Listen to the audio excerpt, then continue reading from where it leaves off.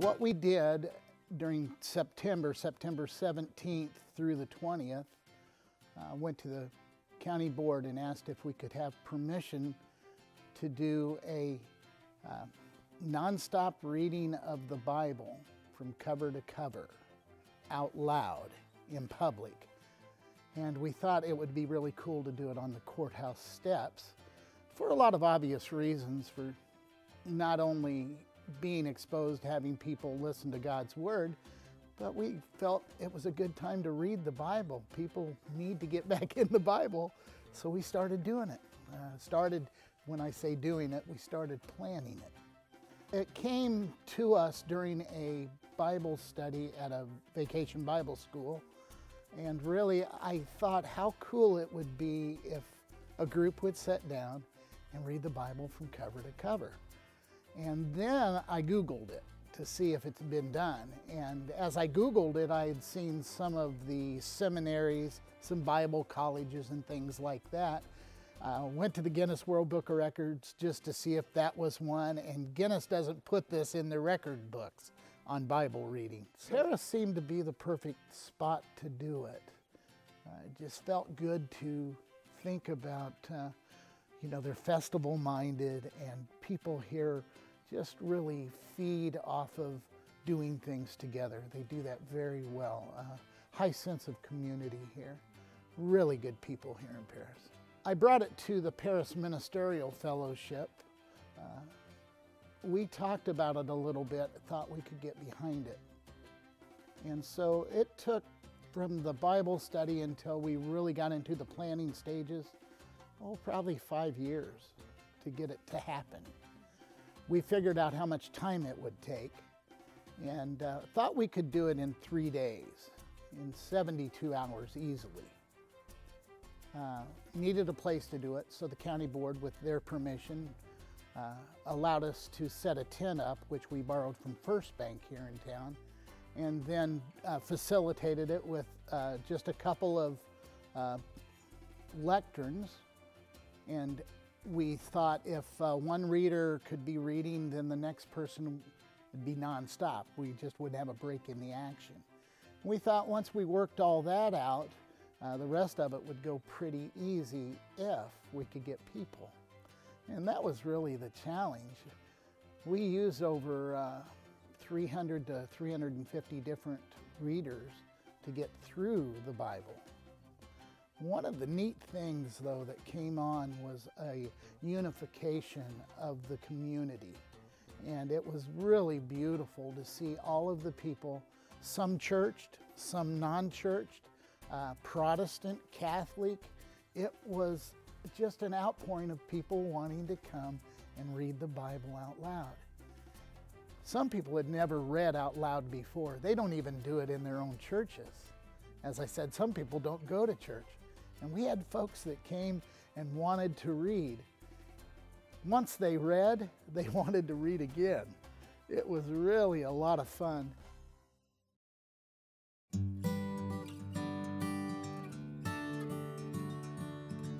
Colonel Eli Lilly, who was the founder of the Eli Lilly Company, spent time in Paris, Illinois, about 4 years, from 1869 to 1873. He was in the Civil War, and that's how he got the title Colonel. He lived in Port Gibson at the end of the war, and he actually remained there for a few months afterwards with his company that he was the commander of.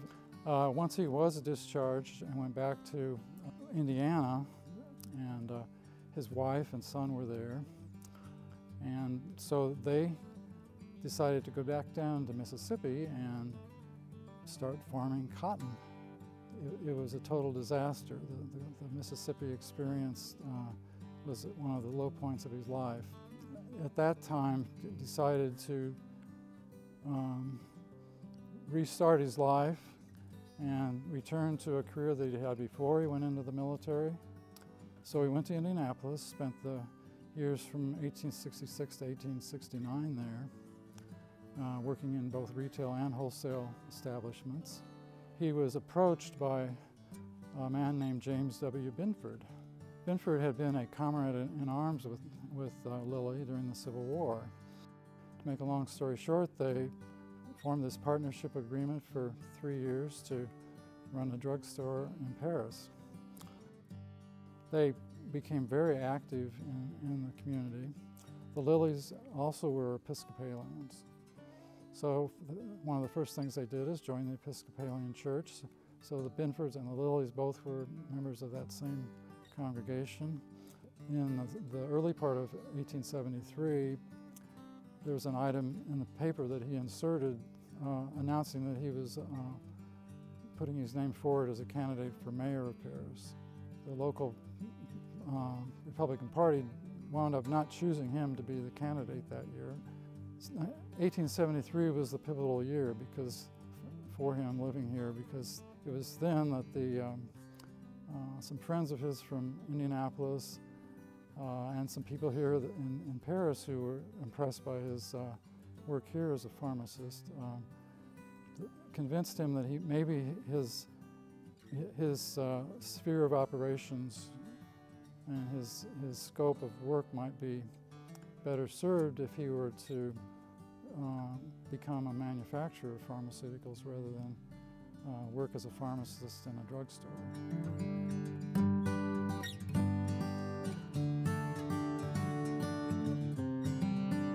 So overall, I think it was an important time in his life, and he realized for the rest of his life how important it had been to be in a stable community like Paris while he was making a decision that might affect the rest of his life.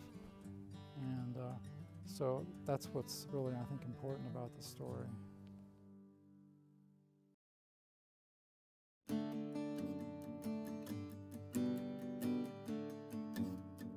Back in 1869, James Binford, who had been a sergeant under Colonel Lilly in the Civil War, asked Colonel Lilly if he'd like to join him in a business adventure here in Paris. So they came here, bought an existing pharmacy, and they called it the Binford Lilly Red Front Store.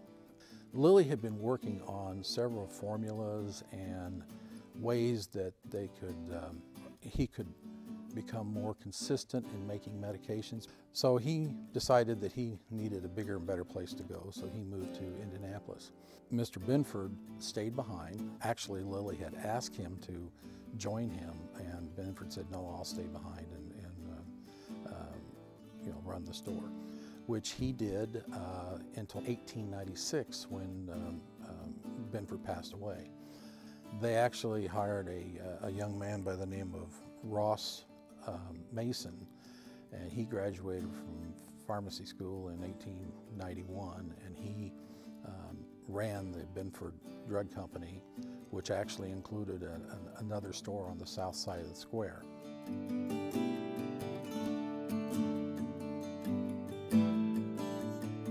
Reed's ran the store until 1937 when Alan Pearman purchased the store and ran it again on the east side of the square until about 1949 when he moved it to the present location on the south side of the square. He continued to run the store until his death in 1960. In 1960, a young man by the name of Dick Hardy, who happened to be the gentleman that hired me in 1966, bought the store from the estate of Mr. Pearman, and he and a man by the name of Jim Kasumpus, who was the pharmacist, ran it for about 6 years. They also put a drive-up window in, which is one of the first drive-up windows that a pharmacy had at least in the area. Their partnership continued on until until about 1966. And then in 1968, Mr. Hardy sold the business to Charles Willis, who was an industrialist here in Paris. And Mr. Willis bought the pharmacy because he had a son-in-law or future son-in-law that was going to be moving back to Paris, Tom Hebermel. So shortly after Tom graduated in '68, he bought the drugstore from Mr. Willis. And in 1972, he remodeled the store to what it is today. Hebermel decided to keep the name Pearman Pharmacy because how many people can spell Hebermel? In 1973, I came back and joined Mr. Hebermel, And then in 1978, I bought in as an equal partner. I'm proud of being involved with the legacy of all these other gentlemen that I talked about. They all were major players in the community. They helped build it, volunteered. So I'm proud of that legacy that we have, and I hope to see it continue in the future.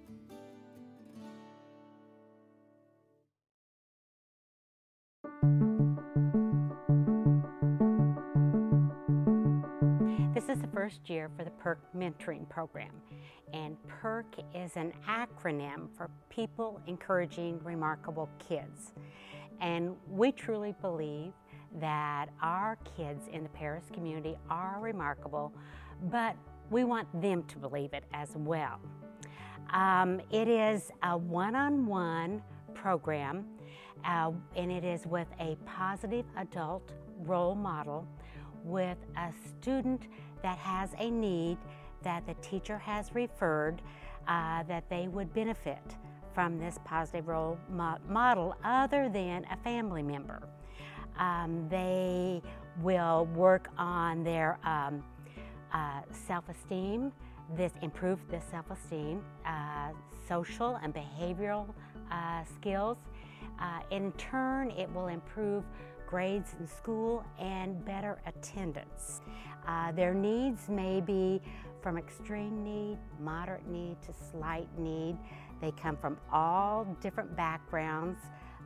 Some may just be shy, have trouble making friends, talking to adults and other students. They may have some social behavior problems, just low self-esteem, something that has caused a disruption in their life.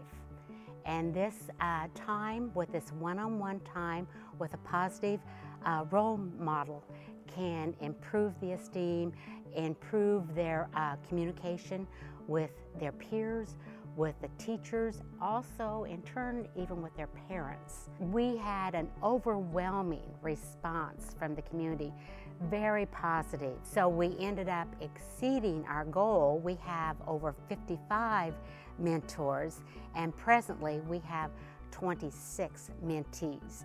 We will add mentees, or the students, during the year, throughout the year, by referrals from the teachers. The information that I've received back from the mentors is that it has been as rewarding for them as it has been for the student. They look forward to that time. One of them said that they may be having a bad day at work, or maybe something had happened at home before they got to work. They didn't start their day off positive. They go have lunch with the student, and all of a sudden the student greets them with a smile. Sometimes they'll give them a hug, and it just lightens their day. It just brightens it. The students look forward to the mentor coming. They have lunch together in a room other than the cafeteria. This PERK mentoring program is a one-on-one relationship where the student and the mentor are together. The mentor listens to the student. The student can be very free and open to talk without having pressure of their classmates around with them. And I feel that it's important not only in Paris, but just our youth in general.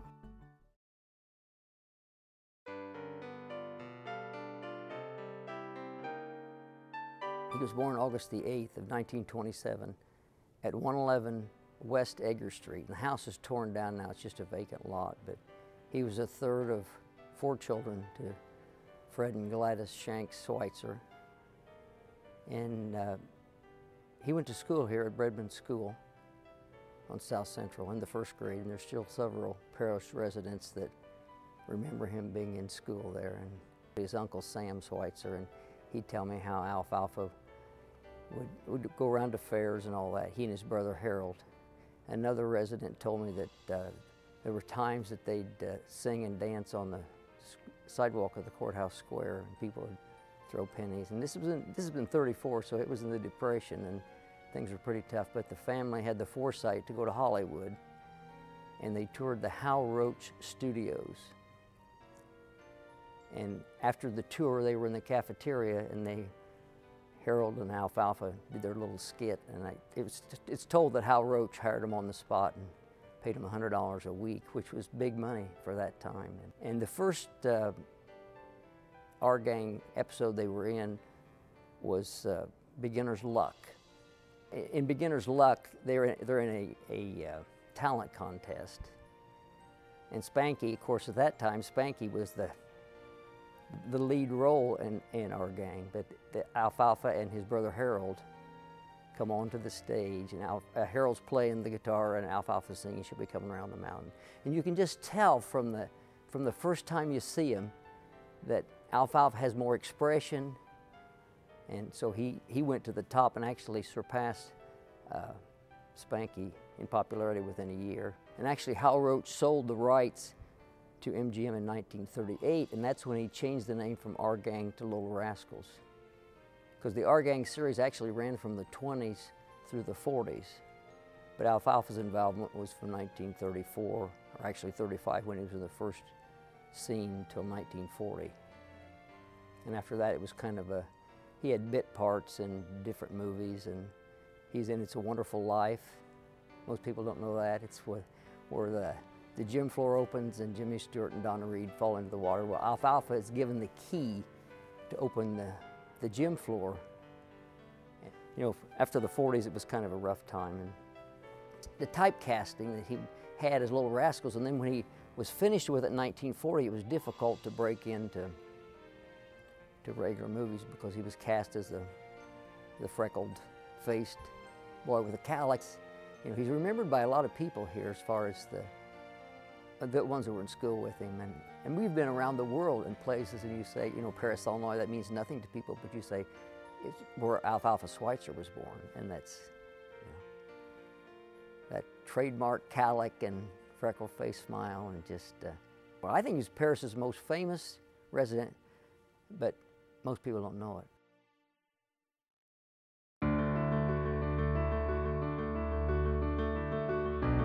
The Who We Are is a community organization. We are run by the community. We are funded by the community.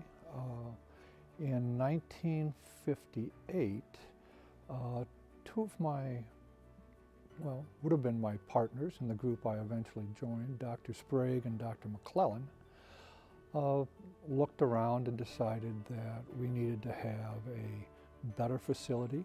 We needed to have a better view of where we wanted to be and how we needed to get there. At that time, the hospital was a proprietary institution. It was actually owned by those two guys. But with the help of people like Mr. Bob Gibson, they set up the Medical Foundation of Paris, Inc., and donated the then hospital to that body and began planning and fundraising to achieve their goals. Pretty lofty goals when you really think about it. Late 50s, early 60s, modernizing an entire medical community. But they had a great advantage, and the advantage they had was the generosity of the people of Edgar County and the fact they shared in this. They wanted an institution that would be there for not only them, but for their grandchildren and their children. They wanted some place that would continue to be modern, continue to be changing, and they were quite willing to fund this. So the journey began in '58, and by '68, they were able to open and dedicate what is now the new hospital. Because of the bequests, because of the donations, and the list is very long, going from Ackland to Zimmerman and every letter in between. They were able to pay for it in toto in 8 years. Again, pretty heady stuff. During this time, they also had a great advantage. They had wonderful people who were futuristic in their thinking. They wanted to address problems before they happened. They wanted to meet the changes before they became critical. They wanted to do what other hospitals in central Illinois were not doing. And if you look around now, we're here and they're not. And that's a big deal. So people like Mr. Hassler, Mrs. Pearman, Mr. Russell, all board chairs, led this. By the early 90s, it was obvious that we needed more space. So they were able to build what was then the Family Medical Center adjacent to the hospital. We began adding visiting specialists, something very unusual for rural hospitals. We've continued to bring in more and more specialists. We're up over 22 or 3 now, from cardiology to oncology. We even have dermatology. I think we provide care that goes above and beyond, and the reason for that is everybody knows everybody. The nurse that's taking care of you went to high school with your daughter. The x-ray tech comes off the farm 2 miles down. When you know the person and they know you, I think the care is obviously more personal, and I think that's better. We're a group that sprang up because of the community's generosity, who are part of the community, and I think help and strive to make the community a better place. And besides that, I get to take care of my friends and neighbors, so what could be better?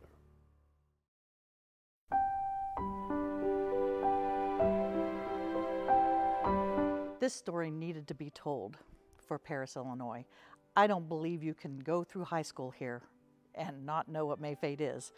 So as far as a tradition in Paris, and this being part of the story of Paris, May Fete had to be told. 1927 takes us back quite a few years ago. First queen was Betty Lou Hunter, and it really started a few years before that. The predecessor was the Girls Athletic Association, showing off what they could do that they learned from their PE class. That went on for about 3 years. After that, it became May Fete, and the rest, as they say, is history. 1927 through 32, they did it every year. They stopped a couple of years because of the Depression, and then they moved on again in 1935, and it's been going ever since. It's very much like a coming out for the senior girls. They are honored by the underclass girls, the freshmen, sophomores, and juniors, who over the years it's changed, but basically they have created the costumes, the dances, the choreography, and they want to celebrate the senior girls, and they want to honor them. So we have a queen and the court, and then the rest of the senior girls, and it's been held in the Ernie Evelyn Gym for quite some time. It began in what they call the girls' gym, which is across the way, but moved over here eventually. So in 1940, they added the dedication song, which is usually a young man of one of the high school boys singing a song, a selected song for the queen, and the rest of the court and the senior girls. So in the 1950s, the queen only wore white. She was the only one that wore white, but in the 1950s, the court started wearing white as well. And that's the way it is today. The whole court wears white, and then the other girls, the other senior girls, wear beautiful dresses. You know, it's their chance to really dress it up, and it looks nice. All the frills and the pretty dresses, pastel colors. It's gorgeous. In the 1960s, they started adding a fencing around the entire gym. It's a white fence, you know, a low picket fence, and it ran all the way around the gym, and it had a trellis at the beginning so that that's where the girls would walk in. And they also started lacing it with real flowers in the 1960s. In the 2000s, they added what I think is a very touching thing. at the end of the night, they have the father-daughter dance. So after everything else has been done, the dads come out of the audience and down here onto the floor, and they dance with their daughters, their senior daughters. It's very touching. Everyone comes down with their cameras trying to get them to, where they can take a picture, and it's just very beautiful. And another one of the traditions is that they select flower girls and boy escorts from around the local grade schools. So they're selected, I believe, just by drawing of a name out of a hat. And the little girls dress in their white dresses and the boys dress in their tux. And they walk in before they introduce the rest of the court. And a generational connection here. My daughter, Amber, was a flower girl when she was in first grade. We're talking probably 1981. And then her daughter, Avery, was also a flower girl, and that would have been 2007.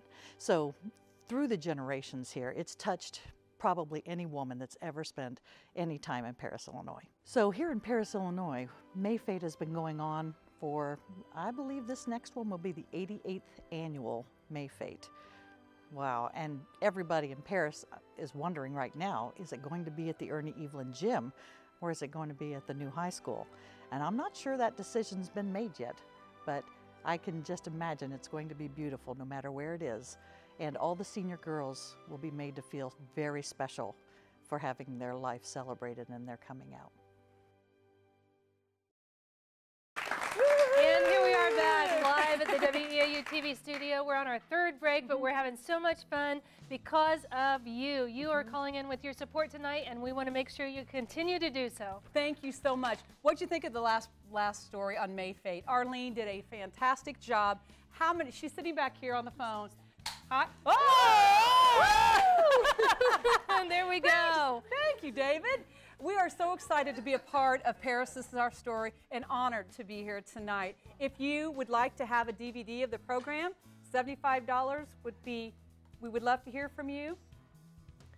Are the mics working? Can you hear us? Are we good? I'm going to keep talking because I want to make sure that people call in right now. $75 for one copy of the program, $120 for 2 copies of the program, and we want to make sure that you call right now. Someone needs to get these phones ringing because it is crickets in here. We don't want to hear crickets. I'll tell you what, we want to hear those rings, ring, ring, ring, ring, ring, and we want to make sure that Arlene, Agnes, Mary, David, Kim, Jody, Renee, and Mary Liz all get to pick up the phone and talk to someone calling in with their pledge. Good, Ken. Who's going to be the first? Right now, pick up the phone, dial the number on the bottom of your screen. We need to hear from you. Who's going to be first? The phones are dead. Let's get those going. We know there's lots of people out there that know lots of people here in Paris. I know that you want to get back to the show. We want you to get back to the show, but we have to make sure that they get to talk to you tonight so you can get a copy of that program. We want to make sure that you call us right now. We're live in the studio here in Charleston, Illinois, but it's all about Paris, Illinois tonight. There you go. There you go. Thank you. Who's going to be number 2? I'd like to say a shout out to Jack from Paris. Nancy, which is Arlene's sister, lives, thank you, she lives in Tampa, Florida. So wow, we got a call all the way from Tampa. How about Brad from Paris? Thank you so much. Jennifer from Paris. Linda from Paris.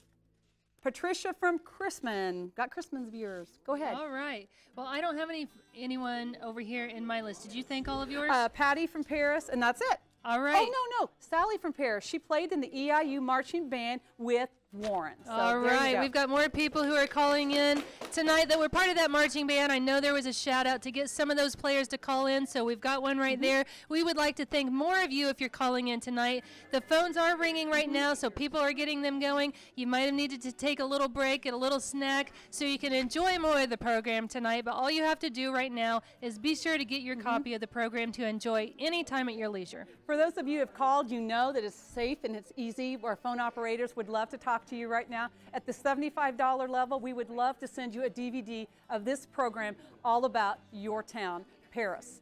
I'll tell you what, we mentioned a certain celebrity from Paris, and that would be Alfalfa. And that was a pretty cool story because, as David said, there's probably not a lot of people who know that Alfalfa came from Paris, and that was a pretty neat story to share. And now we know. Absolutely. Well, I'll tell you what, I was going to go over there and talk to Mary Liz, but she's on the phone, which is great, and I appreciate that. So when she gets off the phone, I'm going to go over there and talk to her for a moment. Arlene but is I'm glad these phones are ringing. They're all on the phone. Oh Yay! my gosh, yay! Yay for Paris, yay for Edgar County, yay for the people that are getting on your phone, because this program is important to you. And I'll tell you what, these people are stinging around because they want to make sure they take your pledge of support tonight and make sure you get a copy of that DVD. There it is right there on your screen, $75 for one, featuring 44 stories, and $120 for two. And you can keep one, you can share one. There's been people that have called tonight that say, I want to give at this level, but I don't want the DVD, because you know why? Because they appreciate programming like this. Not every day does a program like this happen all on your community. Absolutely not. And you know what? We've been having a lot of fun in the studio tonight. We're going to continue having fun, but I want to get serious here for a moment and really say a special thank you to the people who are making a difference tonight. You're really making a difference with your contribution of support, showing Eastern Illinois University, showing WEIU, showing Paris that it really does matter. Well, tonight we have a lot of, even some of our storytellers that are here that are Eastern alum, and they're proud to be an Eastern alum. They are. And Mary Liz. And Mary Liz is over there. Mary Liz, you're off the phone. Let me talk to you right now. I'm going to go over here and talk to Mary Liz. And she did a story on the U of I extension. And I'm going to share the microphone with you. So I want to know why you thought it was important to tell that story.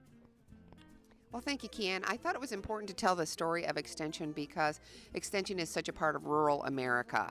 It's extension of the land-grant universities that taught people how to care for their crops, to help them modernize their kitchens and make safe food and keep families healthy.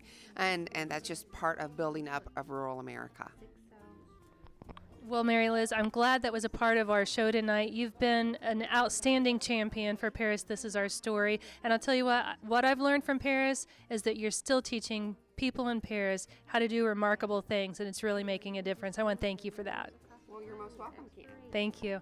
And to get a copy of these great stories, such as the U of I Extension and several more, 44 of them to be exact, make sure you call the number at the bottom of your screen right now. Jana, back to you. Thank you, Ken. What a great storyteller Mary Liz was. If you're out there right now and you want a treasured DVD of your hometown, please call us right now. We have a couple people that are not on the phone. Mary Liz is waiting, Jody's waiting, and so is Arlene and Agnes. Please call them. If you related to any of the stories you've seen so far tonight, tonight is the night. There she is. Hey, Agnes. If you know Agnes, why don't you give us a call tonight, and Arlene. There are so many great stories about Paris and Edgar County in general. Heck Parrish was one that did a story on the courthouse, and at one point he talks about, there's a photo of a, what's it called, Permine? Prize fight. Prize fight. And people like, what are they doing? And that's, in the day, that's how they solved the cases. They didn't have an attorney. They just got out and duked it out on the weekend. How cool was that? We are enjoying all the people calling tonight. Ken's got a few people that she'd like to thank. You want to take it, Ken? Absolutely, thank you. I have Paul from Paris, Laura, Dan, and Jeff from Danville. We got a call from Danville. I've got Steve from Paris, David, and Jane from Paris. Thank you all so very much for your pledge of support. Now, I've got a paper here that says, if you remember. So if you remember these things, I want you to give us a call right now. Cruising downtown in Twin Lakes Park. Do you remember being a part of the high school band?